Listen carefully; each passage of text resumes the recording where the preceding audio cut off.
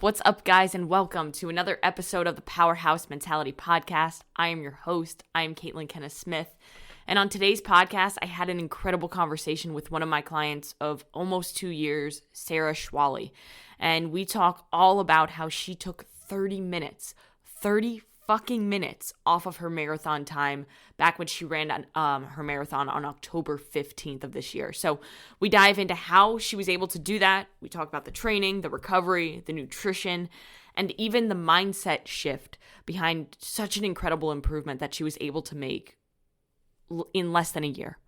So make sure you keep listening to the end too, because Sarah's going to talk all about what she's going to do next to continue leveling up as an athlete and as a person. And if you thought 30 minutes off your marathon was an incredible thing, then you're going to be blown away by what this goal is coming up this year with this girl. And as always, guys, if you find value from this episode of the podcast, which I guarantee you will, please share this on your social medias. Tag myself, tag Sarah. All for information is going to be in the show notes below. But more importantly, share this with at least one person in your life who needs to hear this story, because it's an incredible one. So let's get into this conversation. Enjoy.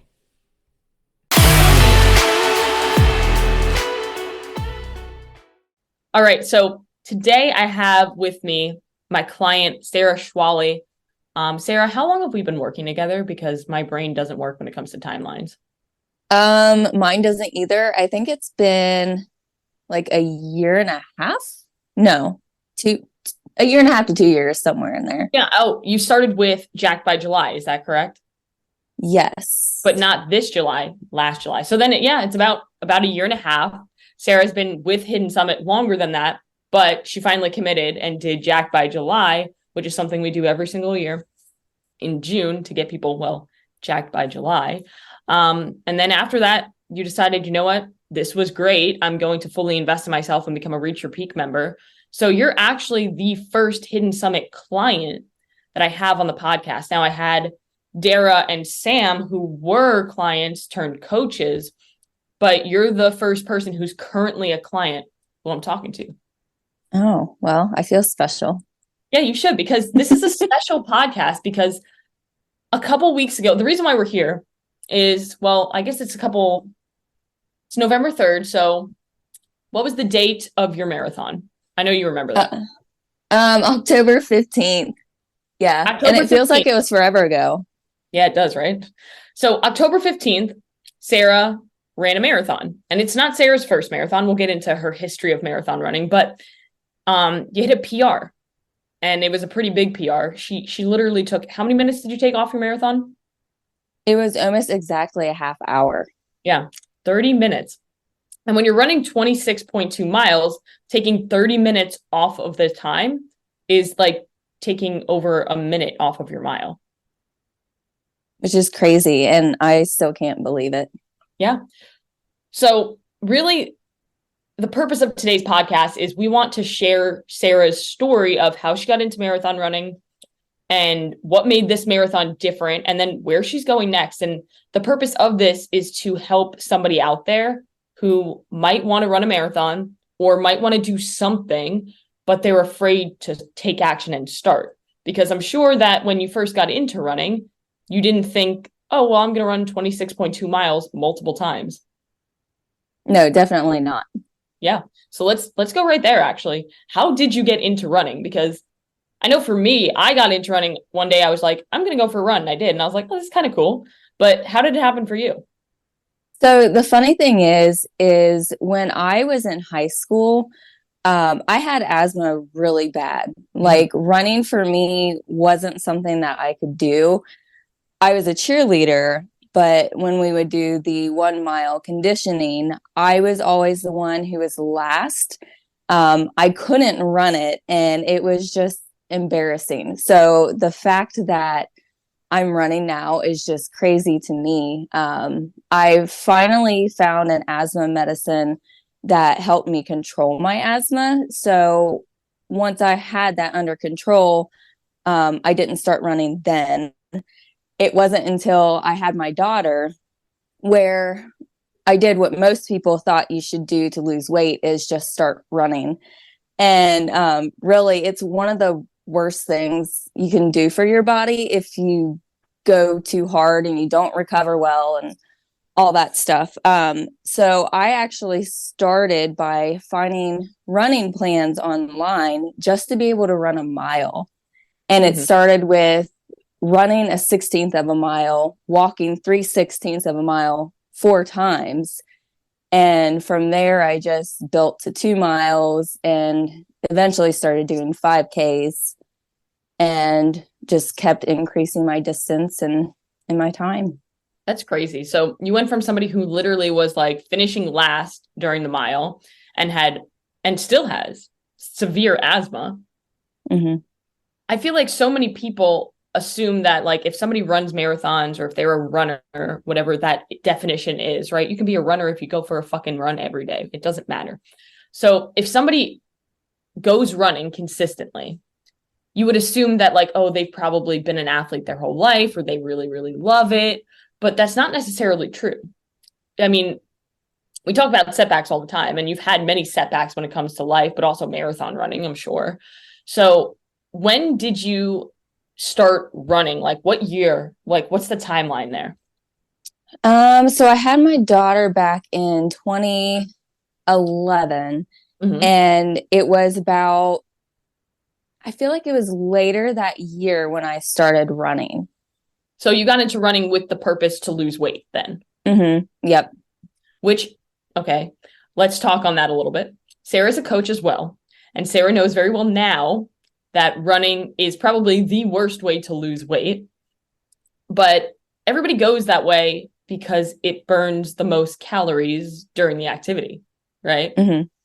But Sarah, what burns the most muscle, or what burns the most body fat over time? What form of exercise? Resistance training. We're going to do a whole episode on that one. I need to bring that one back. But so Sarah started running because she wanted to lose weight. And now you're not doing it for weight loss. I know that for a fact. Now you're an athlete who's doing it for performance. So how did that shift happen? When did it become like a weight loss thing to, I just want to run and get better at this? Well, the funny thing about that is I wanted both.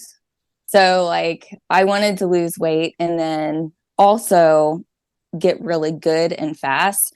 But you taught me that that's not possible. So really the change didn't happen until the last year or so, where it wasn't focused on just losing weight. But I did my first half marathon in 2014, and the goal was just to complete it.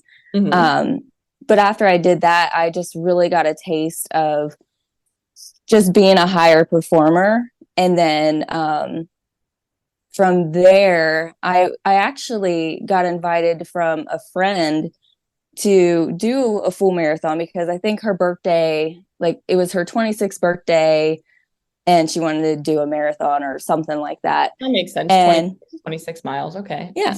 That she sounds like a person I could get along with. Yeah. And she just randomly texts me, hey, do you want to do a marathon? And me being spontaneous like I am, said, sure. Yeah. Sarah doesn't say no to anything, although she's getting better. There were times during like we've been through 2 marathon builds together. Technically the last one I programmed for her, the other one I just coached her nutritionally. And the first time I remember we were like, oh, I'm doing this and I'm doing this and I'm doing this, like this impossible mile. And then I'm doing this like other race. And I'm like, okay, hold on. What's the priority right now? Because these things are pulling away from our recovery, right? Yeah. I think that's the biggest piece of growth that you have had over the last year. I mean, there's been so many areas of growth, not just athletically, but also like mentally. And I think one of the biggest ones is your focus on recovery, which we'll get into when we talk about this marathon build. But before that, I want to talk about like that one text, right? That text like changed your life kind of, right? Like, hey, you want to run a marathon with me? Yeah, I guess. Yeah. So how did you train for your first marathon? I found a training plan online, and I can't remember how long it was. It was probably like a 20 to 24 week marathon training plan. I was doing that, but I was also into resistance training. So I can't remember it was some program where you can get in really good shape, and there's a diet that went along with it and all the Of course. things. So I was trying to follow both a resistance training plan and train for a marathon. Which, as we know now, it is important to resistance train while you're running. However, many people do too much volume with resistance training while they're running, and then they're taking away from the performance of the running. It's important to do both, but when you think about resistance training, if your goal right now is to PR your marathon, your resistance training should be like a supplement to help with your running. Yes, for sure. And I was like doubling up and not sleeping and not fueling properly. Like I was doing everything wrong, but I had no guidance and I was just winging it. Yeah. What it sounds like you were doing is that there was a little fire and you just kept throwing gasoline on it. And that fire started to burn your body down. Yeah, pretty much. Yep. So you ran your first marathon. Tell me about that experience, because I mean, I feel like running 26.2 miles in general is a pretty incredible thing. In fact, only I think the statistic was 0.05% of Americans have run a marathon. So you're a pretty special human. So how did that feel running your first marathon? Like, tell me about that experience. Well, it was back in 2017, so Mm-hmm. it's really hard to remember. Right. But I remember wanting to quit literally the whole time because it's like, why did I sign up for this? Why am I doing this?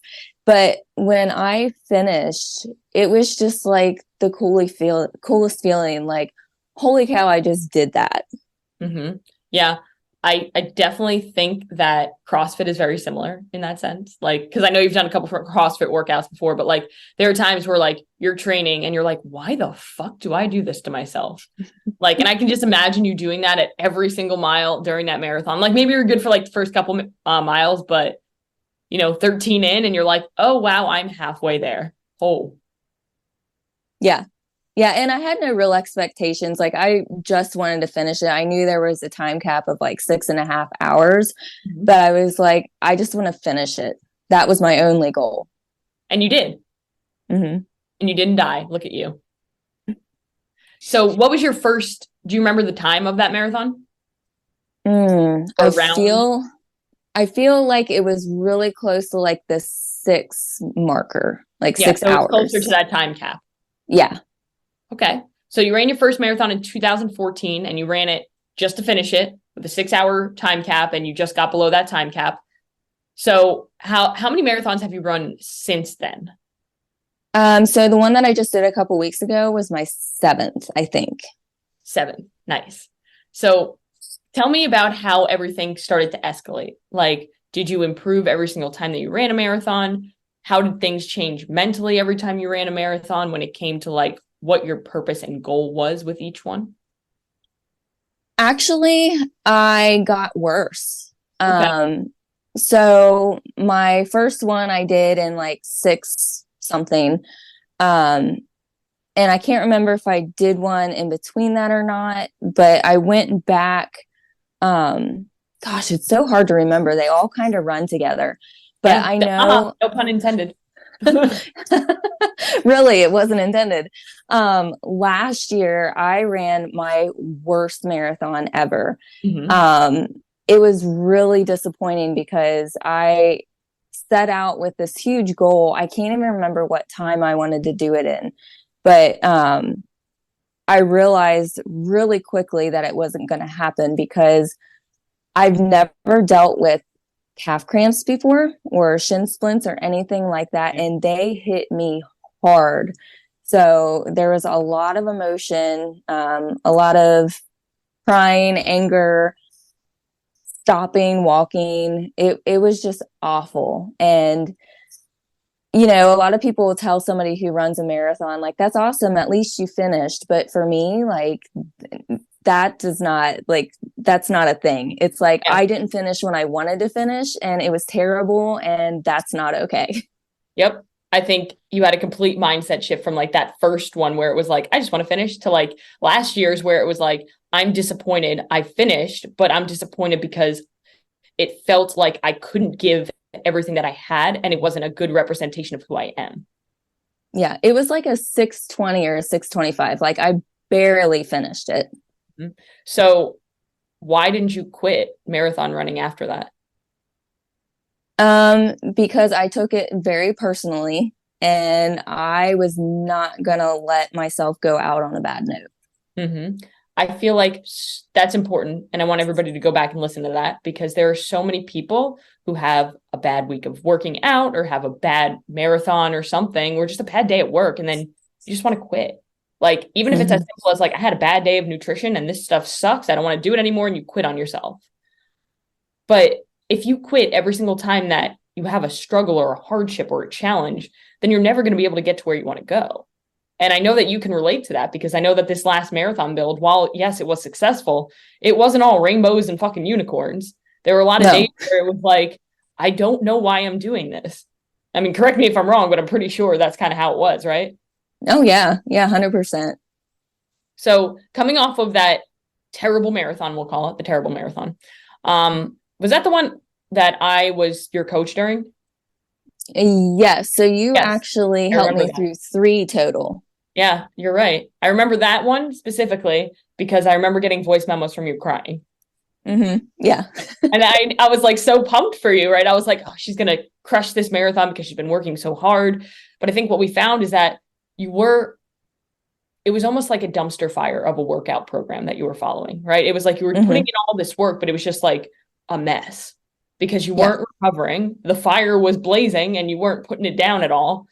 And I think that's the biggest piece is like this marathon build has been so much different. And we'll talk about it because I want to hear from your perspective. But I believe that it's been so much different because there was so much intent behind it, but also a lot more recovery. And one thing that I kept saying to you during it was like the difference between somebody who crosses the finish line to finish and gets a PR is the person who's the most recovered when they show up on race day.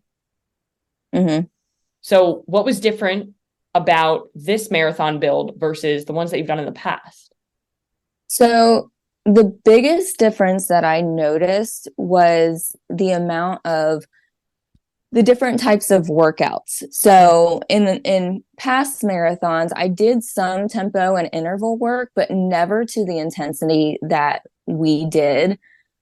And I was a little nervous because typically like I would do like 4 and 5 mile runs during the week, and then like I would build the long runs like normal. But this one, it was like 7 miles, 3-4 days a week. And I'm like, man, this is a lot of miles. And then I'm like, we didn't even get to 21 miles or, like towards the end, but I'm like, okay, I know that 20 miler is coming. And like, it kept me on my toes because every Sunday when you would send me my programming, it felt like Christmas for me. Like, ooh, what do I get to do? And then you look at it, it's like a terrible present that you received. And I'm like, oh, Lord, this is going to be awful. And I even had a couple runs in there where I cried. And it was just like, I wanted to do so good. But my terrible love for birthday cake when it's not even my birthday, like really screwed with us in the first couple of weeks. So, but we lived and we learned. So like, that's another part of it. Like performance, when it comes to being a performance-based athlete, like what you fuel your body with matters. Like, it's not just about like, oh, let me eat as much as possible because I need to fuel my body. It's like, you need high quality foods that are going to actually help you perform. And you learned that unfortunately the hard way. But after the long run where you had a lot of birthday cake the night before and felt like shit during the run, I think that was almost like a turning point in your nutrition where you were like, you know what? I'm done giving into stuff that does not serve me. Yeah, 100%. And then when we made that change and just eating better for my goals, I just like it was that switch and there were no more bad runs. Yeah, that literally was like the turning point. And I think one thing that people need to realize is if you're going into like a marathon prep and you're just getting a program offline that just says, hey, go out and run, or you're just like, hey, I'm going to go run like 2 miles or 3 miles or 4 miles or a long run. I'm going to do like 14 miles today. But you have no intent behind the paces that you're doing, but you have a goal that you want to run. Say you want to run a 3-hour marathon, right? Now, how are you going to do that if you're not used to actually running at that pace? So that was the difference, I think, for you this time was when we did the tempo workouts or the interval workouts, you had specific paces that you had to hit that were faster than marathon pace or at marathon pace so that you could get used to running at marathon pace so that your body wasn't like, holy shit, what are we doing when you try to run at the pace that you want to finish at? Mm-hmm. And how did those workouts make you feel when you finished them? Like, were they a good confidence booster leading into race day? Yes, I felt phenomenal. And I remember saying over and over again, like, I've never been this fast in my life. And that was just like the coolest feeling and just made me feel so good, like I could do anything. Yeah. Now, going into marathon day, I know like we had like the little deload week, right? Where you're just basically doing like some 4-mile easy runs and building that aerobic capacity, keeping your body warm. How did you feel the morning of race day, the night before going into it? How did you feel both physically, but also mentally? I'd say I was nervous, but I think I was more excited than anything because I knew what I was capable of. Mm-hmm. And I just couldn't wait to go back there and take that terrible marathon that I had the year before and turn it into my best marathon. Mm-hmm. It was the same marathon, right? Mm-hmm. Yep. Same marathon, but she was going for redemption this time. Yes, I was. Yeah. And you got that redemption. Mm-hmm. So how did you fuel during your race? Because I know that a lot of people are probably thinking like, well, if I'm going to run 26 miles, like how do I fuel for that? Yeah, so I tried a lot of different ways with other marathons, but the biggest difference for this one was on my long run days, I followed the same fueling that I was going to do race day. So I knew what my body could handle and not go into too much gut stress. So for me, what that looked like was having a not pasta dinner the night before. For me, my go-to is steak and sweet potato and broccoli. I did have a little bit of bread. I don't normally do that, but I did, and it was delicious. So I think actually that's important. So let's actually unpack that because I know everybody, or not everybody, but so many people think, oh, well, I'm doing a marathon tomorrow, so I should have a ton of pasta tonight. Like I know when I was in cross country, we did like pasta dinners before a cross country meet. But here's the problem is that most people aren't used to eating a lot of pasta. So like when they eat a ton of pasta, they just get bloated. Mm-hmm. So that's what, and it's not even the pasta. Yeah, and it was something that you were doing in the past, right? I remember you'd always go to the Italian restaurant, you would get like a ton of pasta the night before, and then wonder why you felt a little bit more sluggish the morning of. Mm-hmm. Yeah, and I would have trouble, going to the bathroom before the race day, and I would just run it bloated, and it was just the worst. But I was very fortunate to go poop the morning of the race day. And that's like, if you can do that, then like you're set. Yes, absolutely. Like if you run races, then like even if it's a 5K, like if you go and you have a good solid bowel movement before the race, then you're just feeling confident when you're towing that line. Exactly. Yeah. So you ate something that you knew your body was going to respond really well to, which probably added more confidence going into race day because you're like, I know that this feels good. Because I know for me, if I go out and I eat something that I know feels good in my body, instead of being like, I hope I react well to this, then I'm going to be a little bit more confident about how I feel. Right. Yep. So steak, sweet potato, and broccoli. That sounds delicious, by the way. Did you get it from Longhorn? Yes, that's where we went.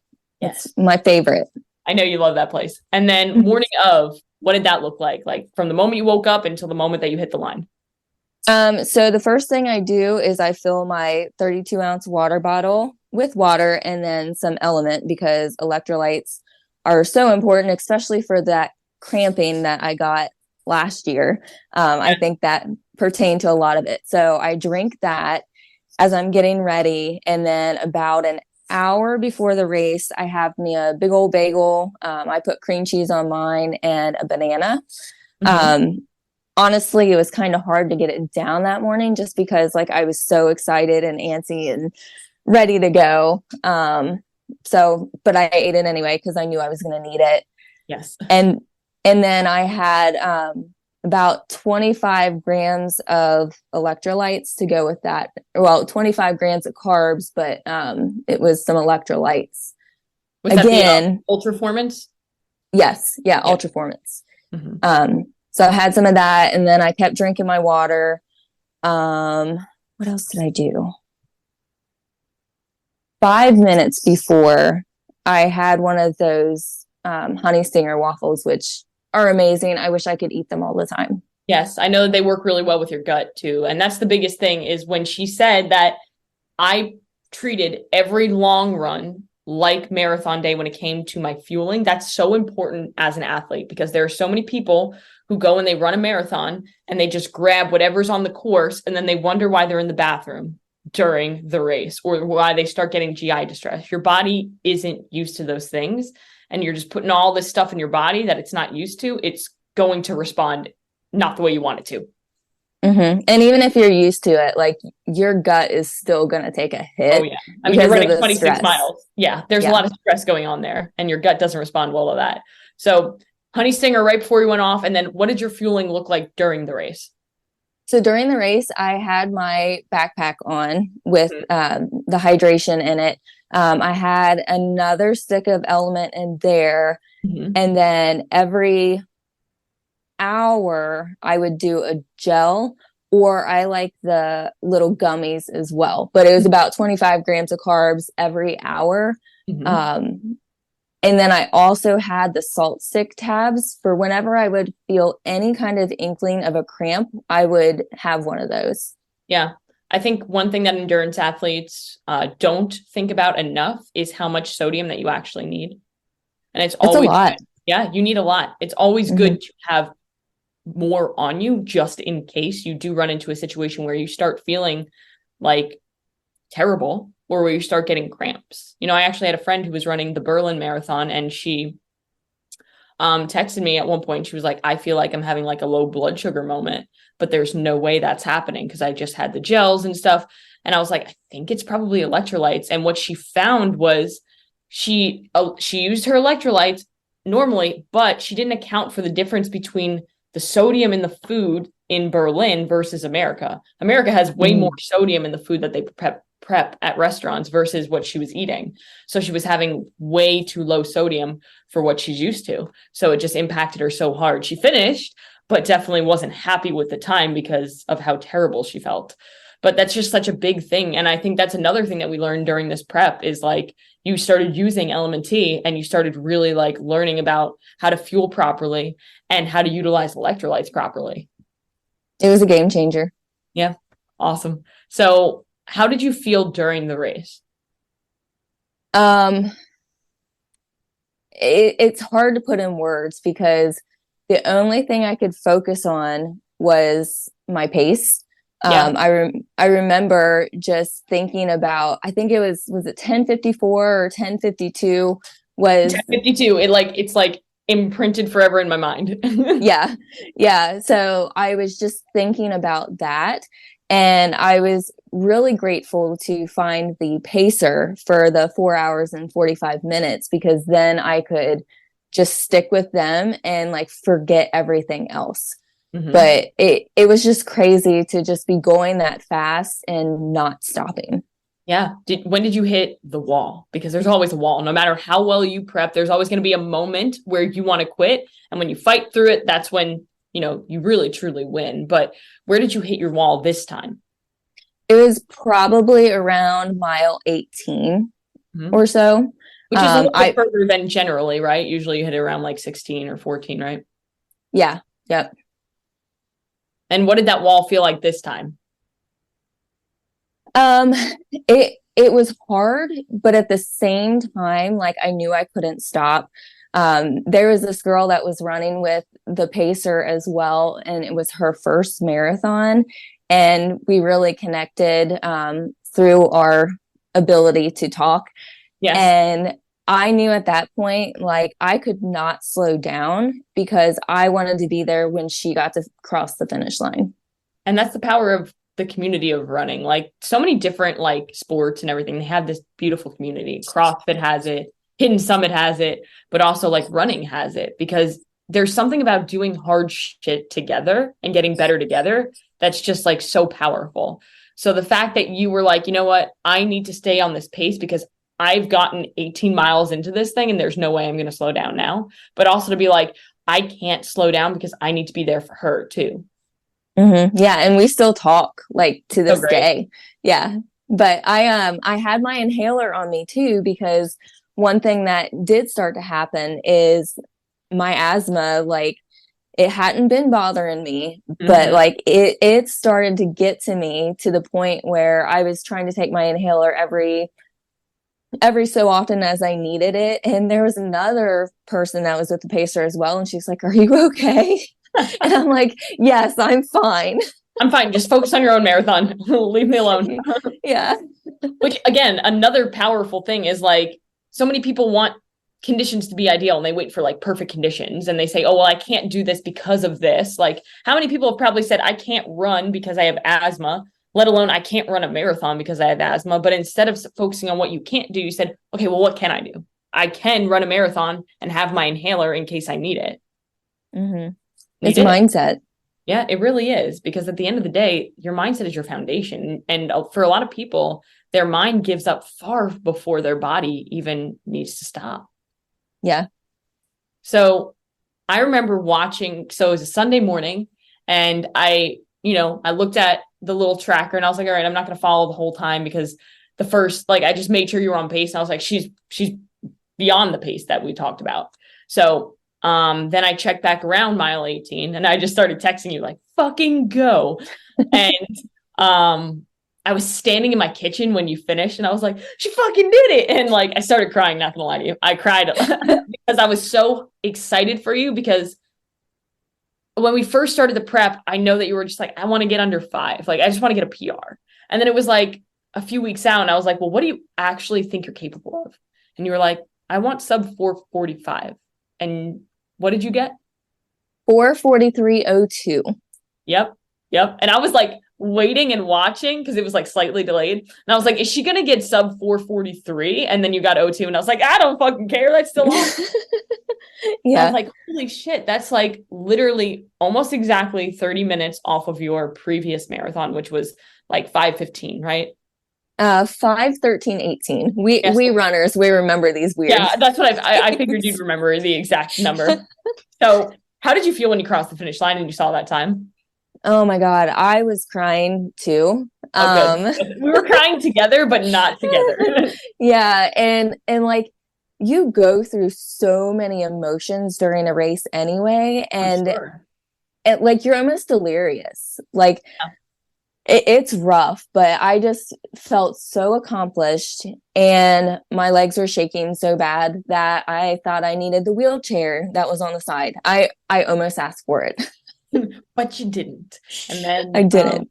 got to ring the bell, which is probably I was going to ask you what has been your best marathon moment, but I'm pretty sure that's probably one of them. Oh yeah, 100%. Yeah. Yeah. And then afterwards, you got to refuel. You had a little bit of pizza because when you run 26.2 miles, you can have a little bit of pizza and then get back to your nutrition the next day because that's life, right? Yeah, pizza and a big cookie. Yep, yep. And she earned every little bite of that. And I couldn't be more proud of you. It was like such a cool experience to be a part of with you. And then, we get on our weekly calls and we got on a call the week after and it was like, okay, Sarah, so what's next? And I want you to tell the people, what are we working on now?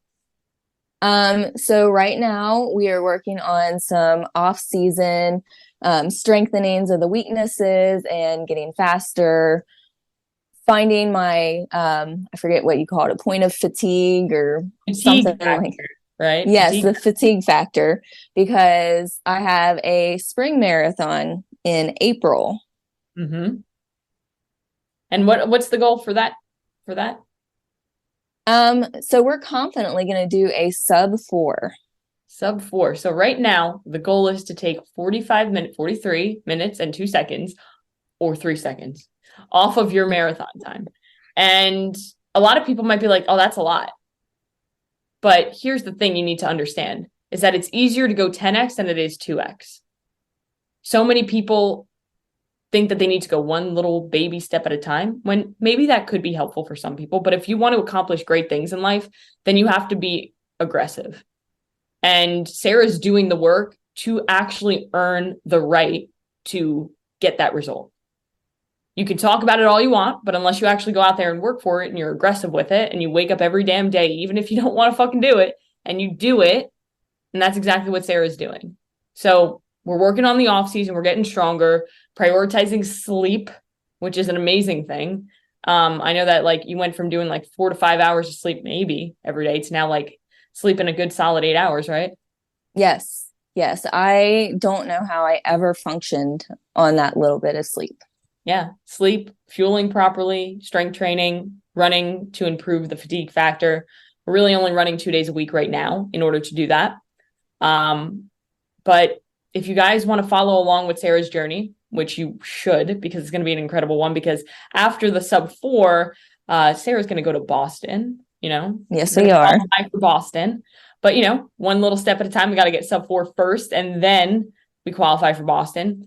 And when you run the Boston Marathon, I'm going to be there 100%. I'll be there at your qualifying marathon, in fact. And that is like my promise to you right now with all of these people listening, because I want to be there for that. That'll be the most exciting thing ever. Doesn't matter how many marathons I have to go to before we get it, but we'll get it. Yes. So if you want to follow Sarah's journey, I'm going to put her Instagram in the show notes, Sarah Schwallie. But is there anything else that you want to say to anybody out there who maybe wants to run a marathon or wants to run a 5K even, but is a little bit intimidated to start?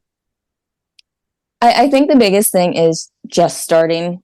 You know, like when I first started, it was, like I said, literally a 16th of a mile. So even if you're just running for like a minute and then walking for 3, and you do that a few times a week and just building off of it, that's where you're just going to get better and feel better about yourself for doing it.